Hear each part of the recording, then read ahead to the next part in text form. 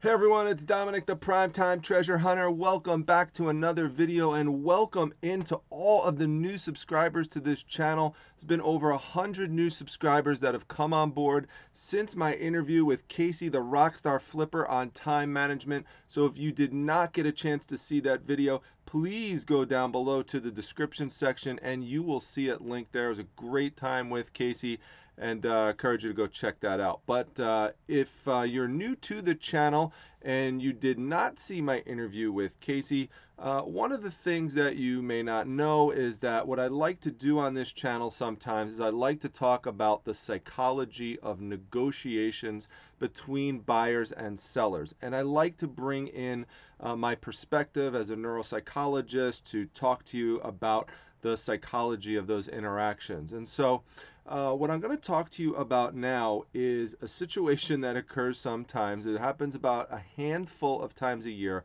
where a buyer will, or a potential buyer, will make you an offer to the penny.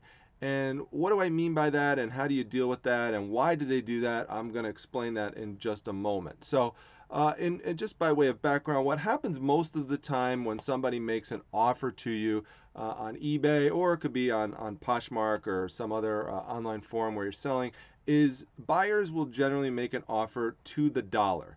Whereas as sellers, we have our items often listed as 0.99 cents. And there's a reason psychologically why sellers do that and why buyers do that, even though there's only a penny difference. Sellers are trying to make the item look cheaper, and that happens in brick and mortar stores too, and it's a very, very effective strategy. Someone is more likely to pay $9.99 for something rather than if it says $10. Even though psychologically the person knows that it's pretty much very close to the same exact amount, it still makes a difference psychologically in terms of the willingness to go ahead and make the sale. Now, when making an offer, buyers use a similar approach, but they just round it up by a penny, and so they'll offer you $10 rather than $9.99 to make the seller feel like they're getting more. And sellers are, by contrast, more likely to accept an offer like that rather than accept one that says $9.99. So it kind of works both ways in that sense. Now, another reason why buyers will make an offer at a 0.00 increment and sometimes in 50-cent increments is it just seems easier. It's just a nice round number to throw out at somebody. And sellers often, if they don't feel that that offer is good enough, will counter offer it. So let's say, for example, we have an item that's listed for $34.99. So you're trying to sell it for that amount. Someone comes in and they offer you $25. Well, as a seller, you may be likely to do a counter offer in the middle. That's based on my meet in the middle strategy. If you haven't seen that, go back a couple of videos and you'll see that I talk about that. It's this meet in the middle negotiation strategy where both sides come up and down to the same amount, and that helps make the sale. So you would in that situation meet at $29.99. Now, what if though? What if, and this is the trick that some buyers try to use on you as a seller, is what if instead of offering you $25 in that situation, they offer you $25.23.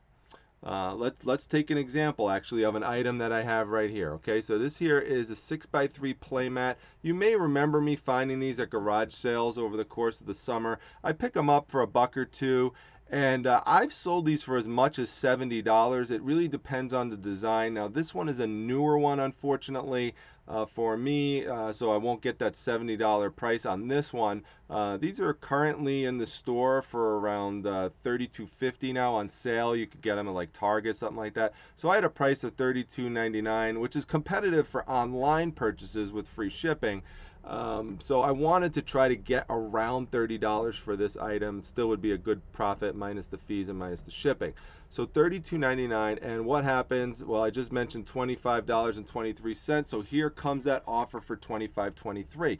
Now, you may wonder, if you get an offer like this, right? Why psychologically is somebody doing that? Why are they making the offer for $25, $23 and not just $25 or $25.50 or $26?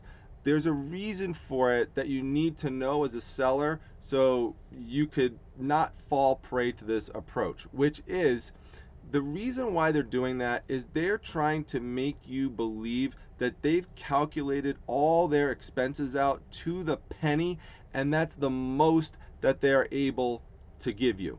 So you've heard people say sometimes, right? Expression that we have sometimes in society, which is, I'm not going to go a penny more.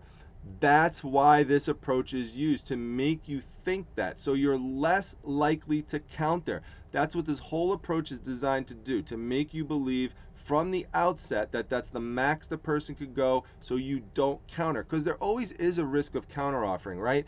There's a risk that if you counter offer, that the person might not accept it. This 25, 23 is on the table, so they're kind of trying to tell you, take it or leave it. The problem is, it's a bluff. So don't fall for this bluff. You know, if you go online and you look there, just type in, you know, buyer strategies for making offers, and you'll see potential buyers will go into forums and they'll ask questions. What kind of strategy can I use to lowball somebody, or what's the best way to get the seller to sell it to me for a lower price? And so there's all sorts of strategies that go out there, and that people go out there and mention and throw out there, and you know, and try to figure out which one they could use to be the most successful. So don't fall for this one. So how do you deal with it? Well, I basically deal with it almost the way that I deal with any other situation, with one exception, and I'll tell you that in just a second. But first off, if the offer's good enough, then just take it. So for example, I told you I want to get around $30 for this item. So if the person were to offer me $29.23, I would have just accepted it, and then it would be fine. But what do I do in this situation? Well, I do my meet in the middle approach. Now, if you haven't seen that in action before, let me just show you exactly what you would do here. So you're just going to take the price of, let me move this calculator over to make sure you can see it.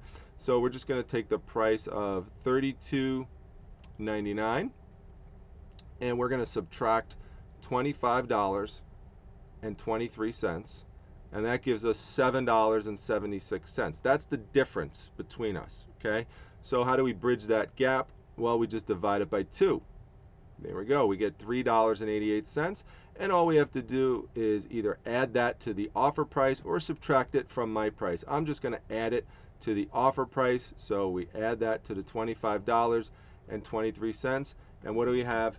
$29.11. Now, when I counter the person, what do? Do I counter them at $28.99?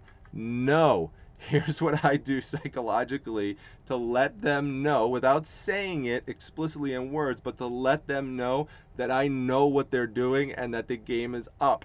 I submit an offer, like you see right here, for $29.11.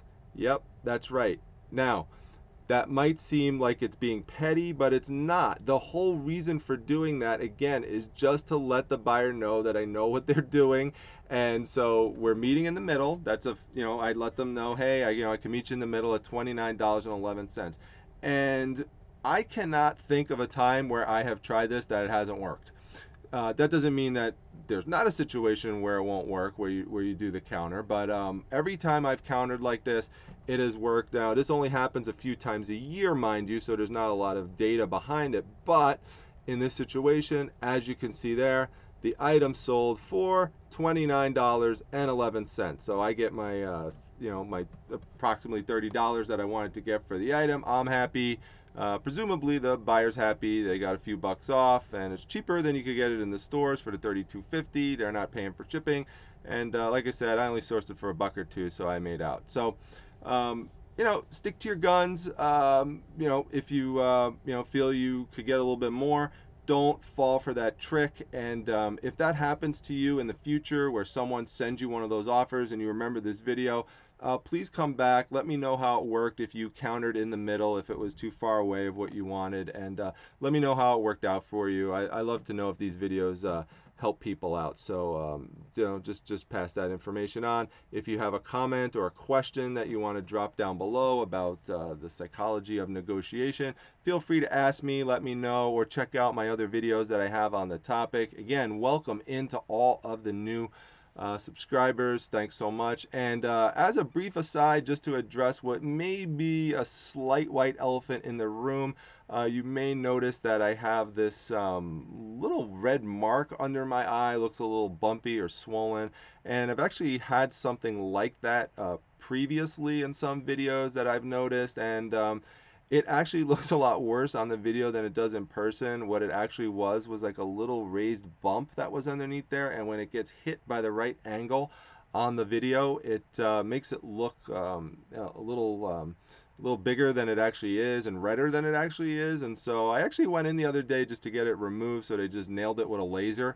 And that's actually why I didn't have a video last night, because I had to have a bandage on it and stuff, and I didn't want to film like that. So now it's off. It's going to be like that for a little bit, but hopefully it, once the swelling goes down and everything will look okay. So funny, the interesting thing, I never really would have noticed it if it wasn't for the YouTube videos. So I guess that's the way that YouTube videos sometimes influence medical intervention. So weird. But anyway, like the video if you enjoyed it. Come back to this channel for additional videos, and subscribe for notifications. Come to my Facebook group, the Facebook Reselling Resource Center. If you happen to be watching this video before 12 p.m. Eastern Time on November 17th, definitely come by the group, because we've got an activity pinned to the top of the page with sellers supporting other sellers by purchasing things from one another. So if you make a purchase, then you get to put a link to your store or items or closet in there, and then people will be able to see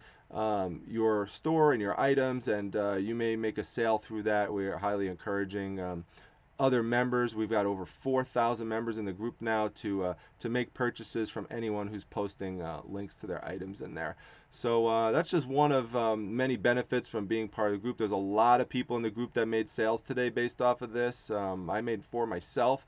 So it was a good activity, and it's just how we support each other over in the group. It's free to join. It's fun. There's lots of other advantages. Come over to my Instagram account as well. That's prime_time_treasure. I look forward to seeing you there, and to seeing you as part of the channel in the future if you're new. So take care, and I'll see everyone at the next video. Thanks, everyone.